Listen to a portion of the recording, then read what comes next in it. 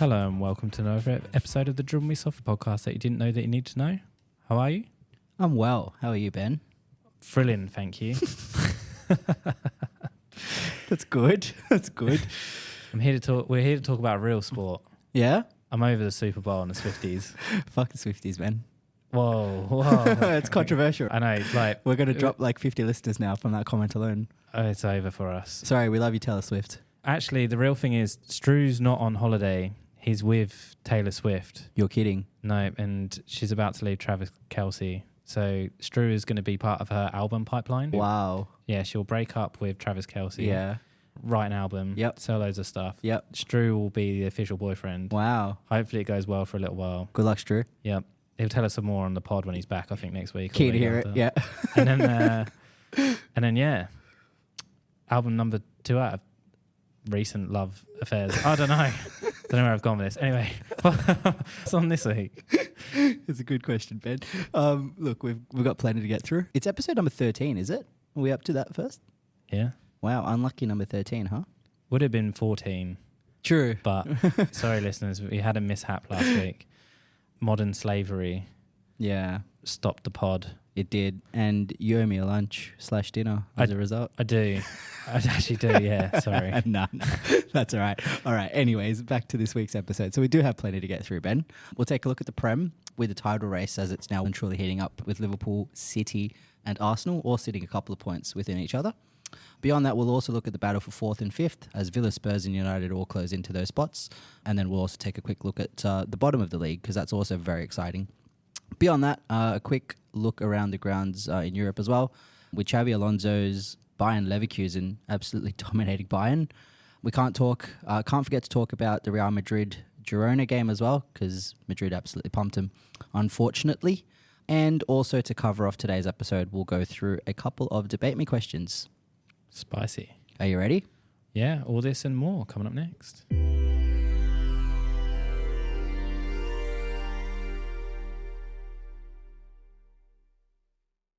So, huge week. Huge. Yes, not just here in the Prem, but all over Europe. Stuff going on. But we have to start with the title race because there's 3 teams in it. And I didn't get to talk about this last week. You didn't. I was low-key glad that you didn't as well because I was like, fuck. I know. We were ex-GFC for once. Yeah, exactly. Go figure. Against us as well. Fucking hell. I know. Let's be impartial first and go with the robots managed by Pep. Yep. They played at Everton. Yeah, they did. The early fixture. Did you see any of it? Caught the highlights. I did catch maybe the first half hour of play as well. But there was nothing to show in the first half hour of play anyways. Yeah. No. Do you know what? Stupidly, so just for context for listeners abroad, this is in Australia, it's on at 11:30 at night. Yeah. Sometimes it's worth staying up for these. I'm one of those people that stayed up foolishly, hoping that Everton would hold on, only for my little heart to be broken when Erling Haaland scored in the 71st minute. Yep. Everton offered nothing. Nothing. And really, let's be honest, up until some point in the second half, City didn't offer much either. Not really, but then they took off Nunes and they brought on, what's his name? He's only just a little bit really good, Kevin De Bruyne. Just a tad, mate. Just a little bit, change things. And then they bloody put Kyle Walker on as well. It also had an impact. They're just good. Bernardo Silva came on as well. Yep. It hurts. Look, I think when you look at the fixtures, this is not one of the games that you think, City are going to drop points. No, sadly not. Yeah. It's pretty, to be fair, it's pretty textbook. Everton just camped back. Man City made it work. Yeah, they did. And Haaland scored 2 goals. He's back on the score sheet as well. It's been a while. I mean, he was injured for, I think, all of Jan. It's all coming together at the right time for them, isn't it? As it always fucking does, man. I know. I saw a meme this morning when I opened up my phone, and it was, we're still waiting for City to go on their 18 19 run stream. game. Yep. It's going to happen. Right now. It's already begun. We're already in the midst of it. Yeah, well, they're 2 points behind Liverpool, who are sat on top with a game in hand. It's so tight, though. It is tight, but the thing is, there's still 2 teams that I believe could take points of City, and that's Arsenal and Liverpool. Yeah, I hope so. both those games still have to be played. So City have to come to Anfield, and Arsenal need to go to the Etihad. Yeah, so I'm cautiously optimistic, but then at the same time, I've seen this script before, and I'm not going to get overexcited until I actually see Arsenal win something, which, let's see. Again, cautiously optimistic. But I think Liverpool might be able to do something at Anfield. Against City, yeah, I'd like to think so, absolutely. I think the game's in a month's time, or just under a month's time, so it's a massive game.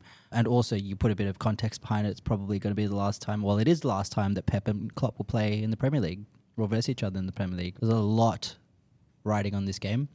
As it should, given the history of Pep and Klopp in the Premier League over the past few years. You think that a game of this magnitude should and maybe will ultimately decide the title this season.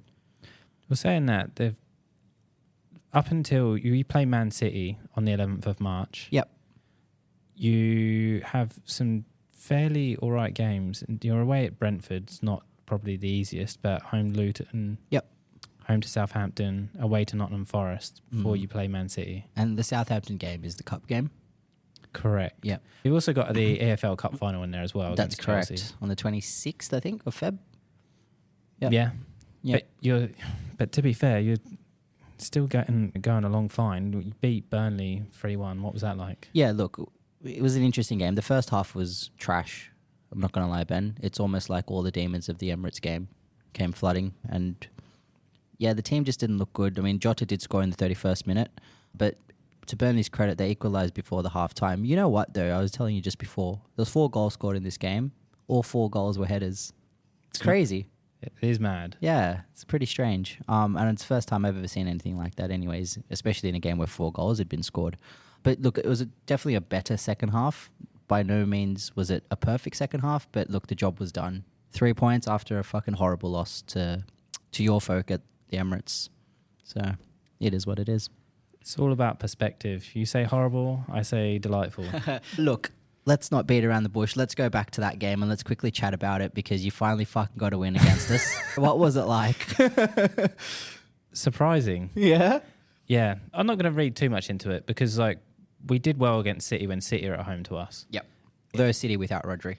Without Rodri. Mm-hmm. But same thing, like keeping the middle quite narrow. Yeah. Also, just Havertz up top seems to be nice. Like his movement, dropping in, but also that unlocks others. But I think Liverpool match up quite nicely against Arsenal anyway. Yeah, so I think he definitely wasn't a threat in front of goal. What he was is a nuisance to the defenders. Correct. And pushed defenders out of the way, which ultimately gave space to the likes of Martinelli and Saka and Odegaard to go through the middle. So we'll never let Trent inside either as well. Yeah. He was confined to the wing. Yeah, exactly. I'll tell you what, though, that first half at the Emirates, Arsenal played almost what is the perfect game of football. Yeah. They squeezed Liverpool, didn't give them any time on the ball. The pressing was just unbelievable. It was proper Jurgen Klopp pressing team. That's what it looked like. And we just didn't have an answer for it. We really didn't. Yeah. It's frustrating because I said this before when we played Brighton before Christmas and I was like, is this a turning point where they're putting it together? Yep. So that's why I'm a bit cautious about all of it. Yeah. Is because you can play like that sometimes, but that doesn't guarantee it. Even so, if we just segue to West Ham, yep. I was not very confident just because I don't know what I'm going to get. Like West Ham will normally sit back and just absorb it and break, and that's what happened to the Emirates. Exactly. And to your point, that's exactly what happened at the start of the year. Yeah. Yeah. Whereas I don't know what's switched. Don't know if it's come together. What I did enjoy though, I did enjoy the Liverpool stuff. Yeah. But I did enjoy the West Ham fans leaving at half time because it was 4-0 at half time. Do you know how long between the first and the fourth goal? 13 minutes. You're kidding. They turned it on. No, West Ham just fucking gave up. It's interesting because it's not what you would expect from a David Moyes team. No, it was a complete disjustice to them. Yeah. It was pretty poor. Although Arsenal's set pieces are definitely a thing. Yeah. So that helps a bit. Cool. Can we just go back to the Liverpool game? Mm-hmm. Look, I mean, I was upset. I'm always upset every time we lose, but it didn't really hurt that much, I'm not going to lie. I know the performance wasn't good, but I think we were due a performance like that. one where a team just comes and absolutely belts us. And that's sometimes what you need to kickstart. And you talked about just before about maybe it wasn't on while we're recording, but how Liverpool haven't gone through that wobble yet. Yeah. Maybe that is the wobble. Maybe that one game is the wobble. Potentially. Yeah. But just beyond all that, the one thing I didn't enjoy about that Arsenal game was the way that you fuckers carried on celebrating at the end of that game. It's almost like... Actually, no. It's like you won the league. The way that the Arsenal fans, the players, the manager celebrated that game was literally like you won the league. Maybe it's just relief. You reckon? Because you're written off. Liverpool have scooted along very nicely. At that point, they'd only lost once. Yep. Again, to that. Yeah, and you've got the pressure of Man City, who are inevitable. Like, we'd already lost to Liverpool twice. Yeah. And the horrific run. I think that was, like, I wouldn't put that down to win the league. I think that's just pressure coming off. Can you blame him? I think some of it's taken out of context. So, like, the thing with Odegaard and the photographer, that's a nice moment because that's a lifelong Arsenal fan who is the photographer. Mm-hmm. And there's actually more context behind that as well. Sure. Yeah, I actually did read that. Yeah, yep. which I think is sad. But, yeah, maybe, I don't know, they're just riding the high. Just enjoy it. We've seen other teams all go fucking doolally over stuff before. Yeah, it is true. It's funny, though, because I sent you an Insta message today of the uncut 10-minute video of Arsenal celebrating the win against Liverpool, which was, funnily enough, like longer than the uncut version of Liverpool celebrating our 6th Champions League win. Right? And I said to you, there's levels to this game, which there is. But ultimately, you are right, because at the start of Klopp's reign at Liverpool, draw with West Brom, he took everybody across to the Kop, held everyone's hands and lifted them up and celebrated with the team. So you're right. When you put a bit of context behind it, there might be a story to tell. And look, the part where Odegaard takes a photo with the photographer or takes the photo of the photographer, fine. I'm good with that. The one thing I wasn't good with was the way that Mikel went and did the fist pumps to the Arsenal fans, almost mocking Jurgen.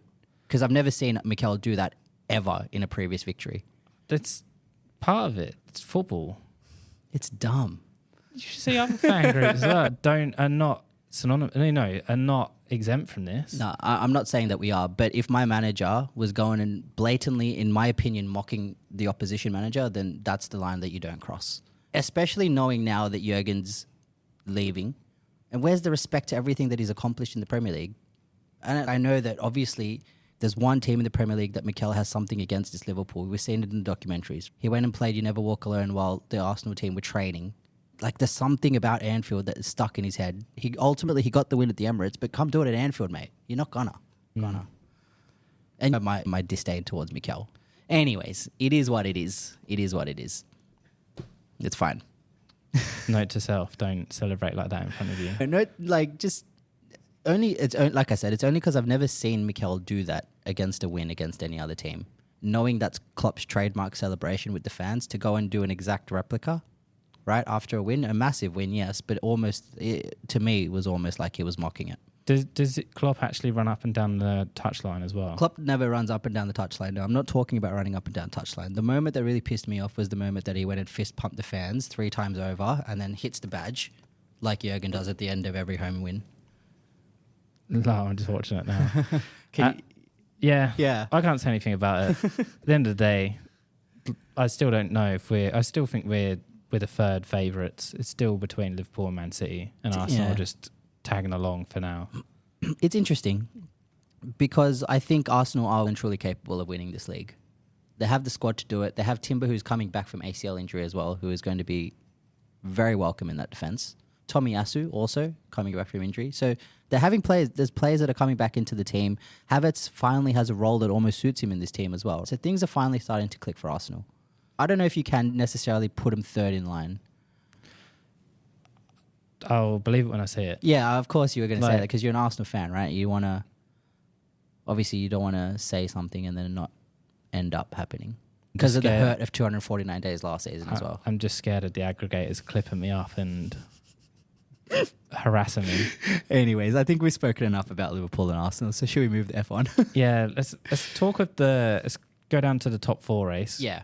Because we've got Tottenham, who beat Brighton. They beat Brighton 2-1 with a late goal from Son. Son's back from Asia Cup. Son's back from Asia Cup, yep. Also, whatever. I don't know what happened in the Asia Cup, but I don't know how South Korea or Japan didn't win.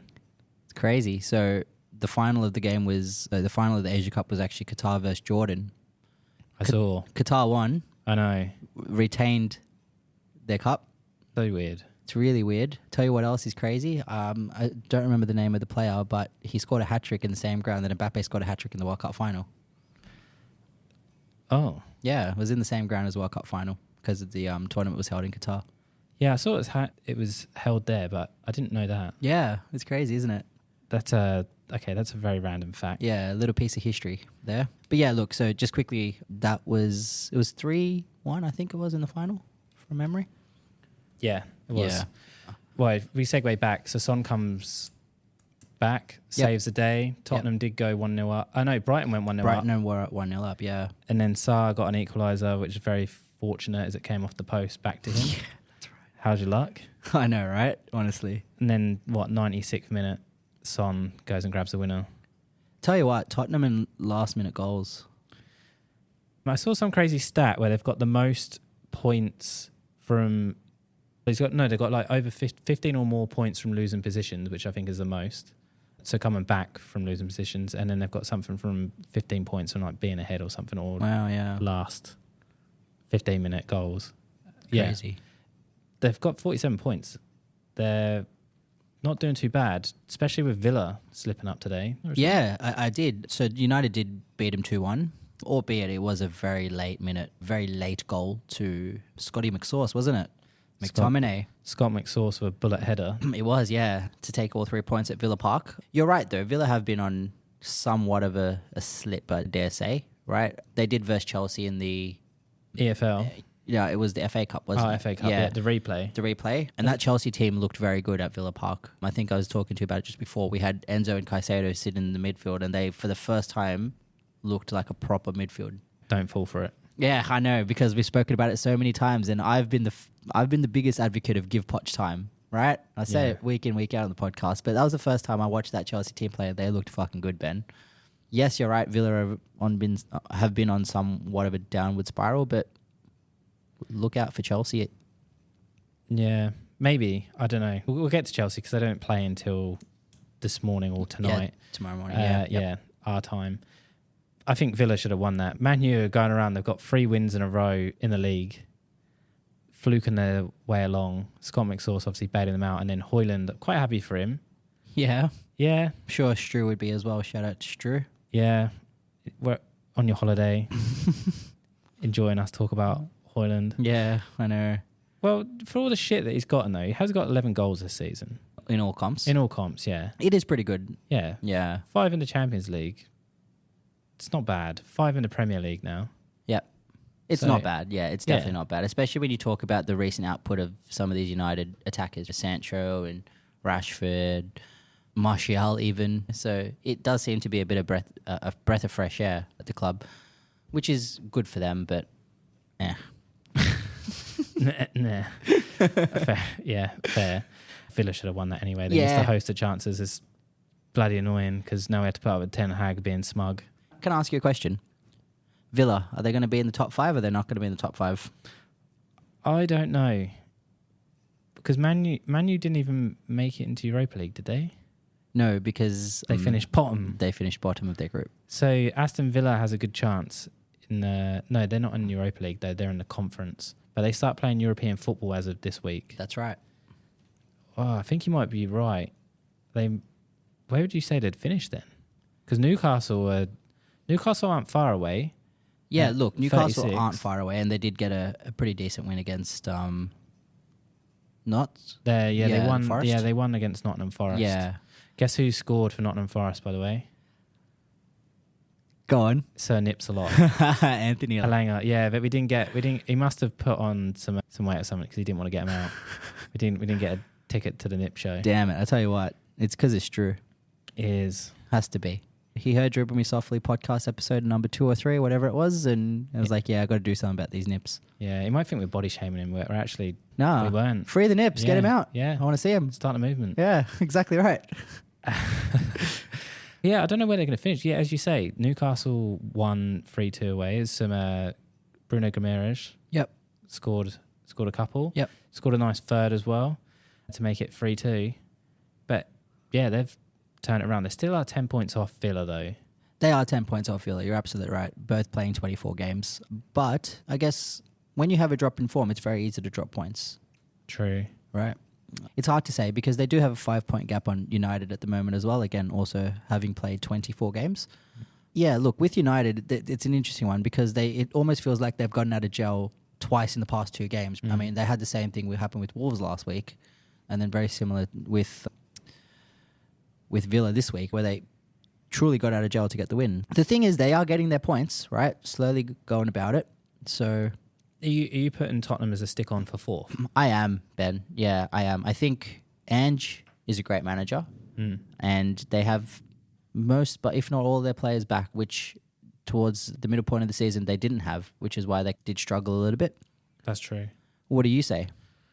Yeah, when I'm looking at that, I can't not see them finishing 4th. Yeah, Then they're not in any other cups now either, are they? They've just got the Premier League to play for. they've just got the Prem. So Yeah, that's right. Maddison's back. Yep. Son's back. Werner's actually looked all right. Werner's looked decent. Yep, agreed with that. He's looked way better than he did at his time at Chelsea, that's for damn sure. Yeah. It's not Poch, sorry. It's Ange for you. Yeah, that's exactly right. He's such a nice guy. Mate. Just a shame he's managing those idiots. Sorry, Tottenham. I'll be less biased. Okay, let's go to the bottom of the table. We're done with this. Yeah. We like the bottom of the table. Because Luton's mini run came to an end, but they're still 17th. You know what, Ben? Luton Town scored 4 goals in 2 Premier League games in a row. I know, it's pretty mad. It's amazing. They deserve a round of applause, mate, because that's pretty incredible. Woo! Go Luton. But in all seriousness, like, I think when you look at where everyone placed Luton at the start of the season was smack bang bottom of the league. Yeah. No one gave them a chance. Everyone said that Luton were ahead of its time in terms of their development, in terms of even being in the Premier League. And I think we saw that because they needed to make quite substantial changes to their home ground just so it fit Premier League standards. Just goes to show that they weren't ready for the Prem. Maybe not, but now look at them. they're definitely a physical bunch, that's for sure. And they put Brighton on their ass. They sure did. And then 4-0. Yeah, and then what? They were 4-2 up against Newcastle. Newcastle came back 4-4. But then they go and lose to Sheffield 3-2. And they lost at home. Yeah. And you try and make sense of it, and you just can't, right? No. Because you're talking about Sheffield, who are genuinely bottom of the league. They are, but they're on the same points as Burnley on 13. Then you've got Everton on 19 and Luton on 20. Nottingham Forest not far behind on 21. Could Nottingham Forest go down? They could. You reckon? Yeah, they could. Even with Nuno there? Even with Nuno there. Yeah, they definitely could. There's nothing definitive about their style of play to keep them up. I'd love to see him stay up because I hope Anthony Elanga stays in the Premier League. But because he just creates us content. Exactly. But you know what, Ben? I actually really want Luton to stay up. Wow. I think Luton deserve it. No one gave them a chance, and look at them now. They're sitting 17th in the league. Okay, who would be your three that would go down? So my 3 would be, as it is now, Sheffield, Burnley, Everton. You really want to see Everton go down? I don't want to see Everton go down, but I think Everton are going to go down. Really? Yeah. I don't know. I don't think they could. No. Okay, fine. What if they get more points deducted? Because it's not out of the question yet. But they might also get those points reinstated. That's true. Which would see them climb to 12th in the Premier League table. Because then that means they can exonerate Man City of all of their 1 million charges and they'll be fine.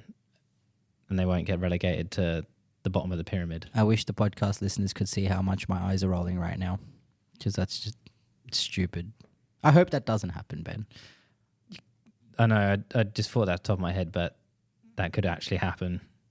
That'd be sad. Let's not put these thoughts out in the universe, huh? No. Okay. Sorry. Because, yeah, that's not okay. Because the big bad bully that FFP are need to go for big bad bullies in the Premier League and not these little minnows like Everton and Nottingham Forest. They're actually discussing changing the FFP rules, by the way. Is that right? Yeah. To align more with UEFA. But I think looking at the rules or looking at just the basic headline, I think the smaller teams would lose out because it's more done on the ratio of the wages. Right. So you're basically teams with higher wage structures will ultimately benefit. Yeah, because then they have a higher cap. Yeah, that's right. Yeah. So I don't actually know what they get in terms of benefit from this, because it should all be governed the same. Agreed. It should be. Although, is that to stop like Saudi coming in and pumping money into teams? But I don't know, because Saudi don't sit in UEFA's remit, do they? No, but I'm saying like, because this is just for the Premier League. Yeah. That they're reviewing the FFP. It's not UEFA, because the Premier League has a different main set of rules, and then they have to align with Okay, I UEFA. get you. Yeah, rightio. Interesting. Yeah, so technically the smaller teams could have more of a chance of getting investment and then making sure they hit that sustainable loss ratio. Whatever it is. Do you know what that is? No, me neither. That's all right. It's very interesting, though. Probably a good segue into Europe. I think so, yeah. Where do you want to start? I think there's only one place we can start. You know where that is? Holland. No, I'm talking about the incumbent Liverpool manager. Jordan Henderson. Yeah, so we're still in Holland. That's the one, not Jordan Henderson, mate. No, I think we should start with Xabi Alonso. Oh, what? Pumping Bayern Munich. Mate. They annihilated him. Mate. You watched this as well, didn't you? I did. So I've been taking a lot more interest in Leverkusen games now, obviously, because... Why? Because I have put all my eggs into one basket, Ben, and I want Xabi Alonso to be the next manager of my club. That's why. And as you do, you get excited about things like these, and I've gone down 1,000,001 rabbit holes on Xabi Alonso's style of play and the reasons why and why he wouldn't be a good fit for Liverpool. But let's not talk about Liverpool. Let's talk about Xabi Alonso, and let's talk about Bayern Leverkusen, because you're right. They pumped Bayern. And not only did they pump Bayern, they've now got a 5-point gap in the top of the Bundesliga. No.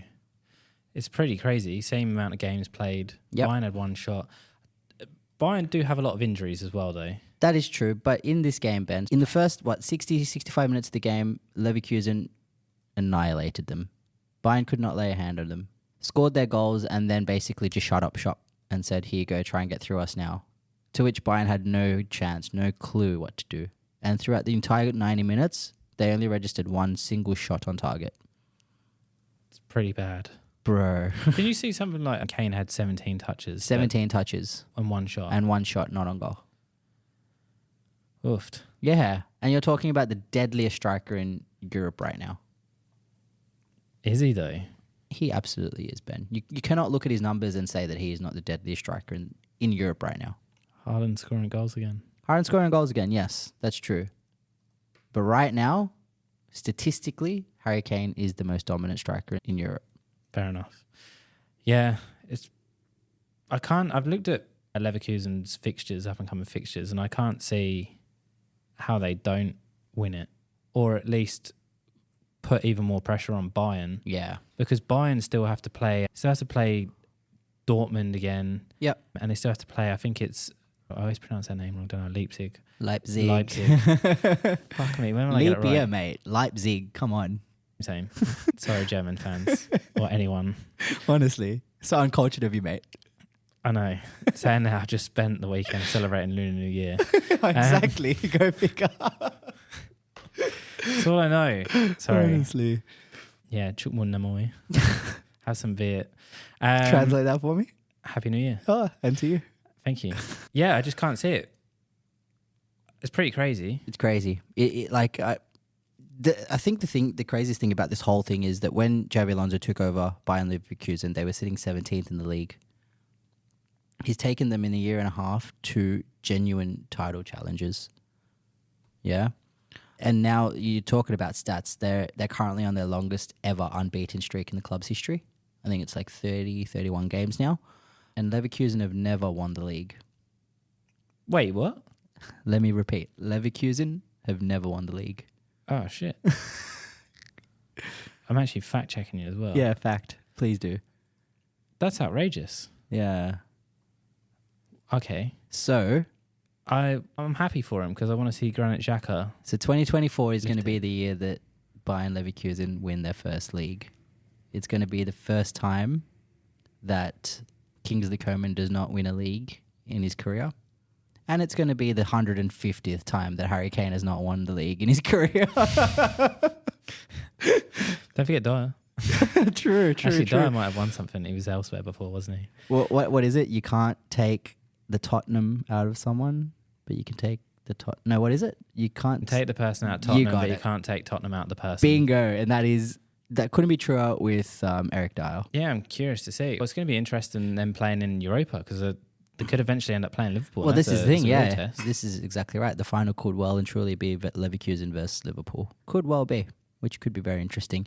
But like ultimately, I think the thing is that though every Liverpool fan wants Xabi Alonso to be the next Liverpool manager, there's no God-given... No, of course not. Yeah. So it's going to be very interesting to see how this does play out and what ultimately happens. But yeah, so let's go back to Germany. Let's go back to the Bundesliga. So 5 points clear, Ben. Correct. Although Bayern do have a game in hand, right? No.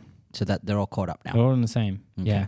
Stuttgart have continued their little win streak. They've won 3 in a row. Yep. But they're 7 points behind Bayern. I still can't see them catching them. No, neither. Well, sorry. No, it's a 2-horse race is what I was going to say. Yeah, then it's just like this little bit around the last Champions League spots, which Dortmund are unbeaten since like 10th of December in all comps. Yep.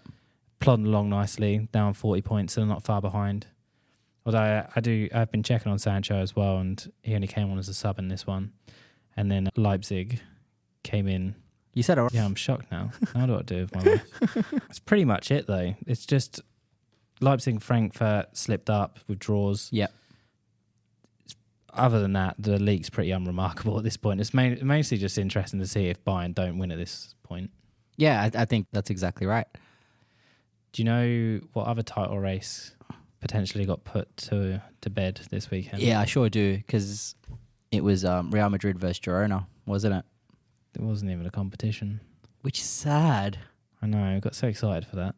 Every part of me wanted to just wake up the next morning and see 1-0 Girona. And then when I saw 4-0 Madrid, I was like, oh, fuck that. Nah, it was over early as well. Some early goals in this. Vinicius Jr. with a lovely opening goal. Girona didn't even have a shot on target either. It's crazy. Yeah. Bellingham, pretty solid. Although after he scored his second, he went off. He's got an ankle injury. Yeah, he's out until March. He does. Again, just another stat. Same amount of goals in his Real Madrid career as Mr. David Beckham. In 100 odd games less then? Stupid. What an unreal start. Yeah, it's insane. Is the logo thing true? The logo thing is true. What's Adidas are going to make a Jumpman equivalent of Bellingham? I believe so. What do they call that though? The Bellingham. I know, but like Jumpman. Yeah, I know. Like, Jumpman is like iconic. Standard man. Can we just talk about that for a second? We are talking about Michael Jordan, probably the most prolific athlete in sporting history. And Adidas have gone and picked this 20, 21-year-old kid as that. Like, the rise of Jude Bellingham is insane. Like, I can't ponder it. It's interesting. To be fair, Jordan got Jumpman before he was big as well. So he was like really good, but he hadn't won anything then. Okay. I guess we know it for what it is now. Yeah. Because now it's huge. But you would have thought if Adidas were going to do this or Nike were going to recreate such a thing, they would have done it with someone else. I don't know. Messi or Ronaldo. Yeah. Yeah. Yeah. Well, like even Beckham's free kick is pretty iconic if you had that as a silhouette. 100%. Or could you imagine the Swee with Ronaldo? True. It'd be so sick on a t-shirt, man. It's probably out there somewhere. Maybe we should 100%. start putting DMS merch out there. Yeah. Guys, want to buy some t-shirts or some silhouette stuff? You know what I was thinking? The one where Salah, he scored that crazy goal against Chelsea and then he goes and does that. Obviously, the listeners can't see it, but he crosses his leg up like this. You're going to do that? That's what we should do. I think you should do that for socials. By the end of the week, I want to see you with some sort of home video. Look at you giving me homework. Yeah. See you next week in the pod. You've injured your groin. And it isn't because we're playing tennis. No, it's exactly. Doing some weird shit. Don't worry, mate. I hurt my back just sitting at dinner now. So yeah, I know, right? Yeah, old age, mate. Yeah. But just quickly, look, I think we've definitely covered everything that we wanted to for this segment. Just one more thing I wanted to throw your way. In what could have been the last dance between Messi and Ronaldo, it ended up being a crazy Al Nassr 6 Inter Miami 0 without Messi or Ronaldo. So they were both in the ground, they were both in attendance, but neither of them played the game. So I just wanted to ask you, Al Nassr beating Inter Miami 6-0. Do you think Ronaldo's right? Do you think the Saudi Pro League is actually better than the MLS or more competitive? Honestly, couldn't give a fuck. Fair enough, but I still want you to answer the question. Probably is at this point. They've got more talent, technically. Better higher end talent. I don't know if that's actual better talent overall. But it seems so. Maybe. Yeah, it's fair enough. At least they've got some legs in the El Nassr team. Inter Miami has just got some very old, Inter Miami's brilliant got football players. 2009, 2010 Barca. Yeah. Just weaved in there. That can't walk anymore. They can't walk anymore, correct. Yeah, exactly. We want to see him play walking football at this point, really, just to make it fair. I'll tell you what is funny, though, that bloke, I Show Speed. Yeah. So he went to the game for Messi, Ronaldo, and caught neither of them in the end because neither of them played. How funny. What's a luxury life of a YouTuber? Honestly. We did actually miss one other thing as well. Go we on, missed mate. Serie A. Yeah, true. Because I wanted to touch on Serie A because, one, we have covered Roma quite a bit. Yes, we have.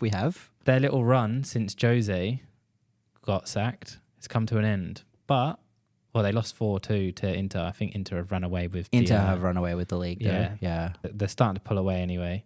But I think they were justified in getting rid of Mourinho because they went and won 3 in a row. It's pretty good. They're back up to 6th. It's pretty impressive. Yeah, Florentina have a game in hand. They have played more games than the others. Yeah. How Yeah. many more? Like one? They played one more game. Yeah, it's fair enough. So, question. Obviously, Mourinho had his time. We all were under the impression, and it seems as though it was a match made in heaven. He seemed to love the team. The team seemed to love him. Now they've obviously parted ways, but there's been a lot of things circulating on social media saying that he wants that Chelsea job. Really? Yeah. He's going to say that though, isn't he? Do you think Chelsea will take him back? No. Maybe. Why not? Poch is becoming more and more of a Tottenham legend each Chelsea game, really, isn't he? I know you just talked him up after the EFL win, but going by the season so far, every time we've thought Chelsea has turned a corner, they've gone horrifically backwards. I agree. Absolutely, I agree. But the one thing that... What's Todd got to lose? Besides his billions and billions of dollars of investment, who knows? But the one thing that has been weird about Poch this season is his desire to play lots of players out of position. It just doesn't make sense. And yeah, it just really doesn't make sense to me. I think the one player that really stands out in that all of that is Colwell playing left back.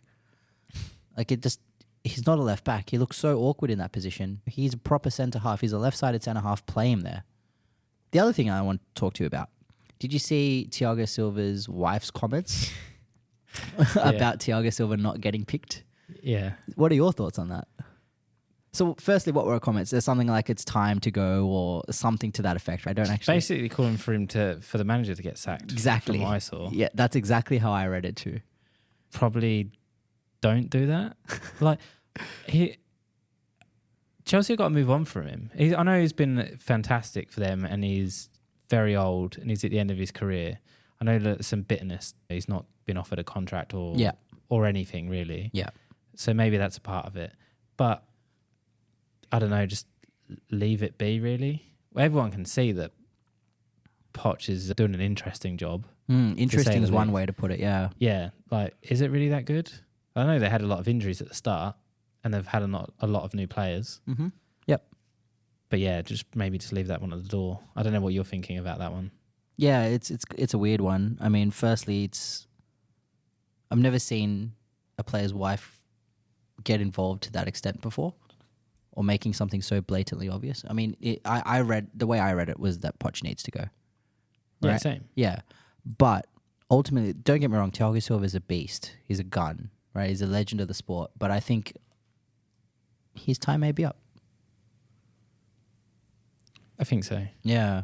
I think Chelsea, given how young that squad is, need to move on from Thiago Silva. Yeah, and I think if you're going to, let's face it, they're not going to reach the European spots. They're not going to reach him. I don't think they are. No, I agree. I don't think they are either. So, like you say, if they're going to tread water in mid-table, why don't you give the team a go, like how you think that's going to go in the future. Give them some sort of like hope and some experience. Yeah. But saying that, they've still got the EFL Cup final to go. That's true. Yeah. There's still technically they still have a chance of the domestic treble, Ben. True. I forgot about the FA Cup. But there you go. So it makes it a bit difficult just to blow it up completely, I guess. Okay, so let's say that at the end of the season, Poch wins the EFL Cup and the FA Cup, but they finish 11th. Is it a successful season? All things considered, probably. Interesting. But how long would you give him for the next season to make sure that's translated in the league? Historically, Chelsea would give their manager one round into the next season before they sack him. Yeah, but this is not Abramovich era That's anymore. true. That's true. We're in the Bowley era. Yeah. Yeah, it's a good question. I think if Chelsea were to win those 2 cups but finish 11th, it would still be a failure of a season. Interesting. When a team sets out their goals and ambitions for the season, number 1 would be to win the Premier League. Number 2, if you don't win the Premier League, would be to qualify for the Champions League. And then 3 and 4 would be your domestic cups. True. Well, I guess given the amount of money that they spent as well, though. That's the other factor. And the pre-season they had.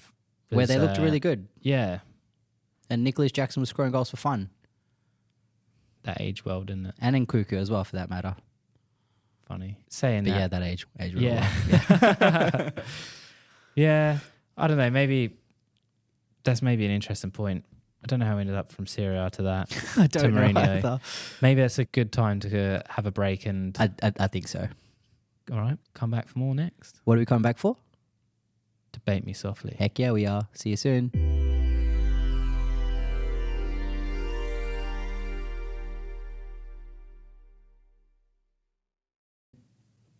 We're back. Are we? Yeah, we are. Heck yeah, we are. For what, though? Debate Me Softly time, my friend. I'm ready to be debated. Are you? I think so. Heck yeah, because I've got a decent enough question for you today. Decent enough. Yeah, decent enough. Are you ready for it? Just a little bit. All right, let's do this. So my question/statement for the day is players, football players obviously, should be able to celebrate goals. Sorry, no, let me start again. Football players should celebrate when they score goals against their old team because scoring goals is the hardest thing to do in football. What do you reckon, Ben? Yeah, I don't understand the whole anti-celebrating stuff. Do you ever listen to The Rest is Football podcast? I've listened to a few episodes, but not like religiously. Okay. This came up, I think, for them. Or it's just like one of those things because for some reason there seems to be a bit of a trend now, doesn't it, where everyone's really respectful. Very much, yep. Don't know when football players become this respectful. It's new to everyone. Weird. But Alan Shearer said it best, is fucking that's the best thing you ever do. Just you're paid to score, just fucking celebrate That's what I mean. And like I said, it's the hardest thing to do in football. Yeah. So why wouldn't you celebrate it? I don't know. It's weird though, isn't it? It's Yeah. like, since you mentioned this and we were looking it up as well, it's some of them is just very strange. Like even what Rice scored yesterday against West Ham. Against West Ham, and my God, it was a fucking weldy. If you score a goal like that, why deprive yourself? Yeah, I agree. And the reason that I actually put this question together was because Richarlison scored twice against Everton 2 weeks ago now, one of which was an absolute worldie, Ben. Yeah. Couldn't hit that ball any better. For Richarlison, couldn't hit it any better. But proceeds to not celebrate. And it's not like he's scoring week in, week out, and he's... Correct. And it's also not like he's the most humble man in the world either. It's quite funny, isn't it? It's weird. He's like Captain Wind-Up dickhead when he wants to be. Exactly. But then this is his moment to respect. Like, surely you don't respect Everton that much, mate. Relax. No, it's not like he grew up through the academy and stuff either. No. It's like they survived the relegation battle together. Yep. And then he made him a lot of money. Yep. And they still got docked 10 points. Yep. And now he's scoring goals against him. What a jerk. Yeah, we don't like him. Saying that, there's been plenty of people that have, and we did look up some, which some also triggered some PTSD, which we're going to have to talk about in therapy now. Let's go. Tell me a couple, please. The worst one, Yeah, the synonymous one, the most iconic one of all. Adebayor. Correct. Man City versus Arsenal. What a tosser. What did he do? He fucking scored and ran the length of the pitch to That's celebrate right. in front of the Arsenal fans. He scored a goal and then ran literally. And he didn't run, Ben. He sprinted with the biggest smile on his face, knowing he was going to do a knee slide in front of the Arsenal fans and go, let's go. That's the thing, right? Like, that's just a dickhead move, but celebrate the fucking goal if you want. I have no problem with that. Agreed. I think that's taking it a bit too far. Like running the length of the field just to go and celebrate against the old fan base is a bit too much. But you should be able to celebrate the goal nonetheless. Not against your old fan base, but with your current fan base. Yeah, exactly. Right? Well, we've seen, so when we're looking this up, we saw Ronaldo score against Man U again with Juventus, and he scored against Sporting as well and did a bit of a knobby celebration. There's loads. Suarez, Liverpool. Yep. The funniest one I did see, though, didn't involve a goal, and it involved Wayne Rooney in a Man U shirt. Okay. And he played against Everton. Yep. And he absolutely kicked an Everton defender up in the air. Probably be a red in modern day. Yeah. 100%. Yeah. VAR, mate. Be all over that. He's called over to get booked. The Everton fans are booing him. So he proceeds to kiss the Man United badge at them. Which is funny, right, Ben? Because all these years later, before he obviously becomes a manager, to end his career, he goes and plays for Everton, doesn't he? 100%. It's crazy. Right. It's crazy. Exactly. This kind of comes around to it, though. If he can do that and he's still revered by the Evertonians, then who gives a shit if you celebrate goal against, like, within reason? Yeah. As long as you're not being a dick. Like, as long as you're not being Adebayor about it. Exactly. Yeah. Like, even it hates me, like, again, watching the Van Persie one where he scores like a header against Arsenal and he runs and knee slides into Wayne Rooney. Yeah. At least he did it into Wayne Rooney. Yeah. Like, he didn't go to the fans and start trying to piss them off. Yeah. I just don't know. Like, why did they do it? Was it Cole Palmer as well when he scored against City? Didn't do anything? Yeah. Normally he does his stupid little ice cold celebration. Like, go put a jacket on, mate. You might feel a little bit warmer next time. It's because he doesn't eat enough. Stupid. Still a very good footballer, though. Oh, gun. You can't deny his ability on the ball. Yeah. Proper baller. Do you think it's a bit sad that we touched on this in the first part, getting sidetracked here? Here we go. Do you think it's a bit sad that we're cracking down on the celebrations and stuff for other teams?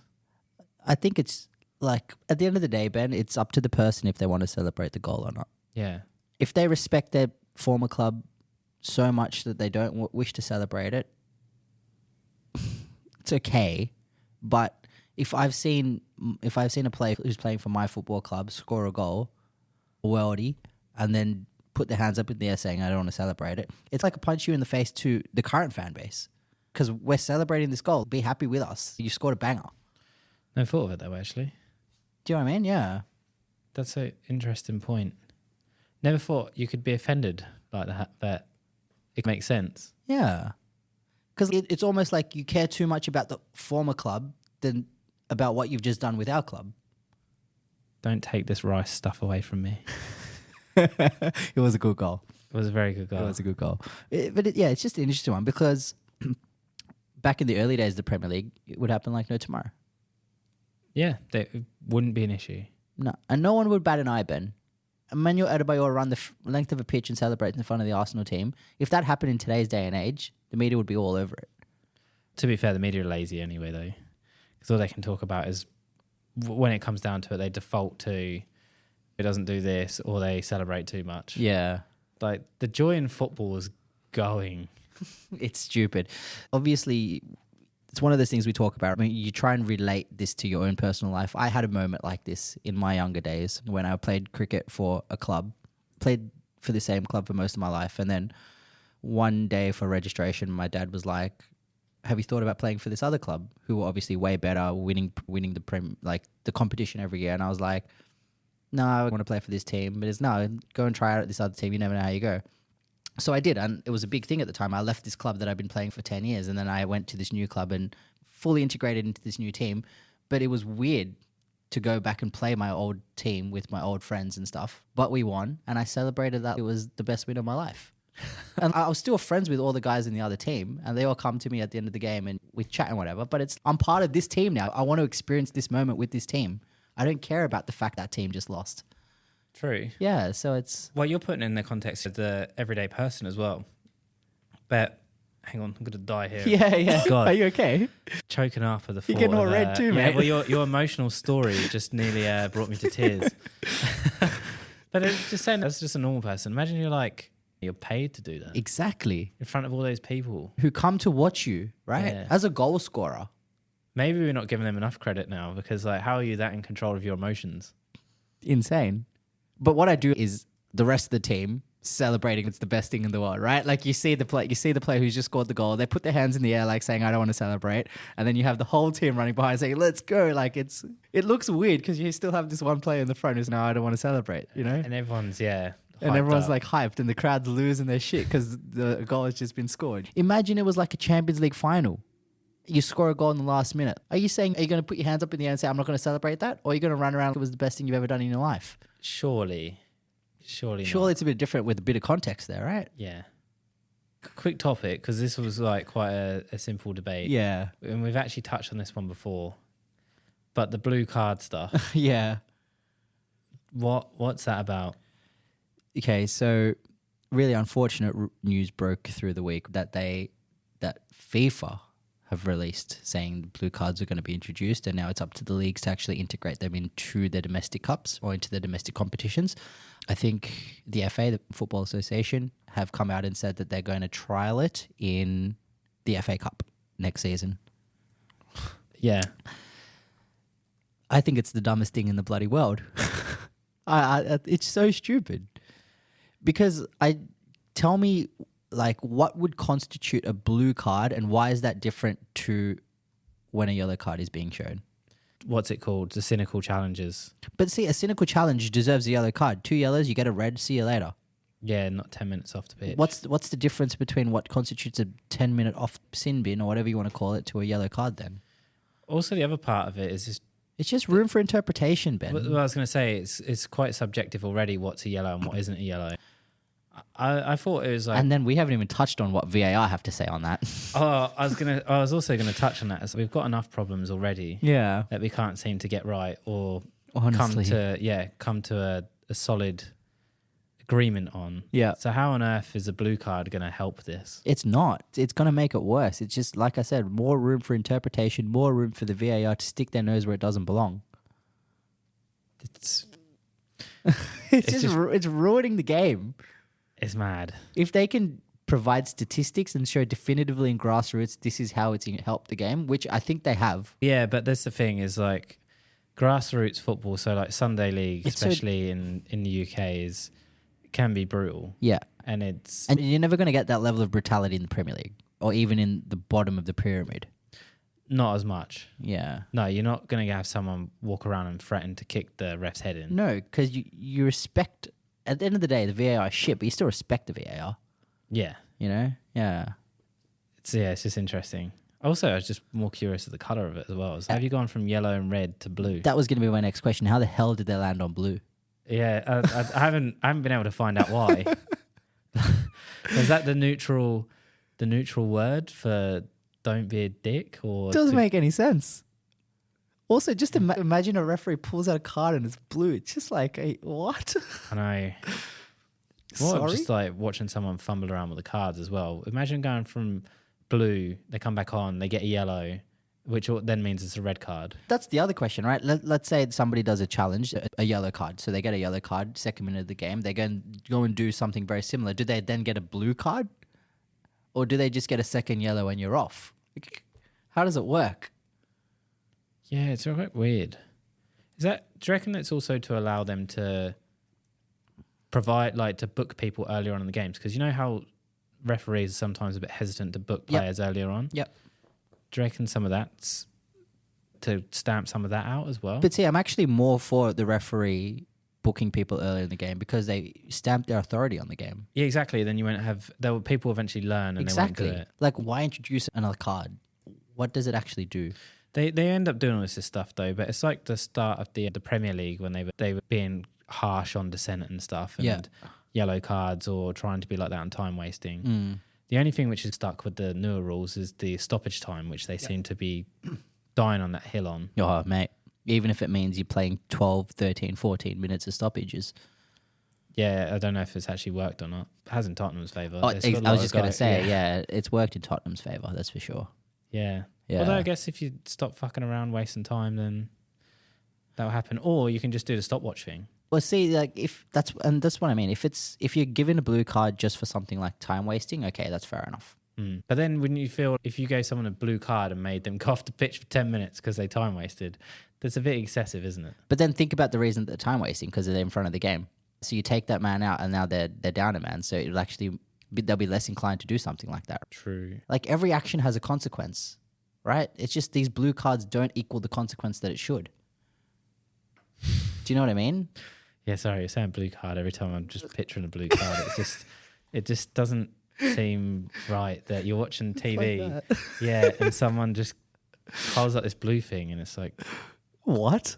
Yeah, Sorry, like why? Yeah, there's so many unanswered questions. Look, again, they're trialing it next season in the FA Cup, so let's actually see how it goes.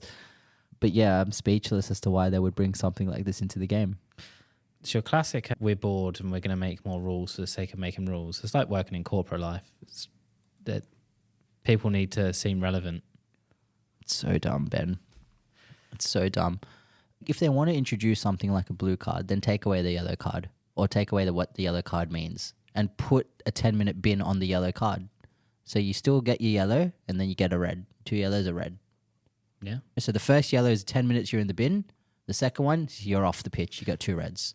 Do you reckon it makes it a bit more subjective though? Because, well, hang on. He's getting a yellow and he's getting a yellow with 10 minutes. No. Or so are you saying yellow card in general is 10 minutes? I'm saying a yellow card is 10 minutes in the bin. If you get a yellow card, the way that works in footy right now is you get 10 in the bin and then you're sent off. Essentially a yellow and a red, just different forms of it. What football are looking to do is introduce a third thing. So you've got 10 in the bin, a yellow card, and then you're sent off. Okay. Right? So if you bring it, what would fit the definition of a blue and a yellow together, and you just make it 1 yellow card, which equals 10 in the bin. So you get a yellow card, 10 in the bin, you come back on after 10 minutes, you get another yellow card, you're off. You get a straight red, you're off. Okay. Do you know what I mean? Yeah. Potentially. Yeah. Wonder how that would work. What it would be like. That'd definitely be a momentum changer. 100% it would be, yeah. Exactly. Because the yellow card now, if they were to ever go down a route like that, has a consequence in the moment. Right? It's not just, oh, shit, I've got to watch myself for the rest of the game. It's, oh, crap, I'm off for 10 now. Yeah. Yeah, just food for thought. Interesting. I don't want to end on a sad note. So I have a happy note to end on. I love that. Go on. AFCON. Yes, AFCON. Okay.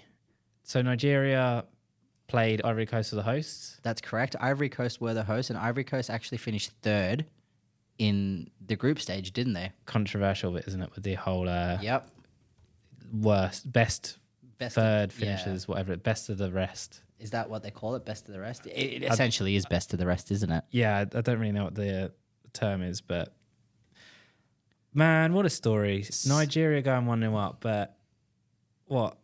Guess who scored the winner? Yeah, it was Sebastian Haller who scored the winner. Mm-hmm. And for anyone who doesn't know, Sebastian Haller last year was diagnosed, 2 years ago was diagnosed with cancer. Mm-hmm. Last year beat cancer. And 2024 scored the winner for his country in the Africa Cup of Nations in the 81st minute of the game. I know. You can't write that stuff, Ben. Did they find the cancer as part of his medical when he changed clubs, or was that just coincidence that he went? Yeah, and then he was diagnosed shortly after or something. I think it was coincidental, but I'm not 100% sure. I don't know. I think that's a nice note to end on though, because that's poetic, mate. It's just beautiful, is what it is, right? To do it as well, like it's one thing to lift a continental cup, but to do it in your own home ground and to be the one who scored the winner, like, bro, deserves it. And that's why football is the best game in the world, Ben. Yeah, that there is the fucking evidence. You can't write it, can you? Mate, at the end of the day, mate, you cannot write anything like that. Good on him. Congratulations to Ivory Coast. Congratulations to Sebastian Haller. Well done. Absolutely deserved. Agreed. I think maybe it's time to wrap it up on I think so. Note. Yeah, absolutely. Sounds like a plan. Maybe next week we'll have our boy back. Maybe we won't. It depends if Taylor Swift has got released him from her basement. She doesn't actually fly around to tour. She flies around to see her lover boy. Is that Stru. right? Yeah. Okay. Yeah. Interesting. Yeah, it's all smoke and mirrors. But yes, let's end it there. Yeah, on that note, if you wanna do the kind thing and share this with your friends, family, and whomever will listen to us. Yeah, we love doing this, so absolutely. Can't wait for next week. Yeah, can't wait to have our boy back as well. Yeah, go sign a petition, free Stru. Yeah, free Stru from Swift. Yeah, see you next week. Thank you, everyone. Have a good one.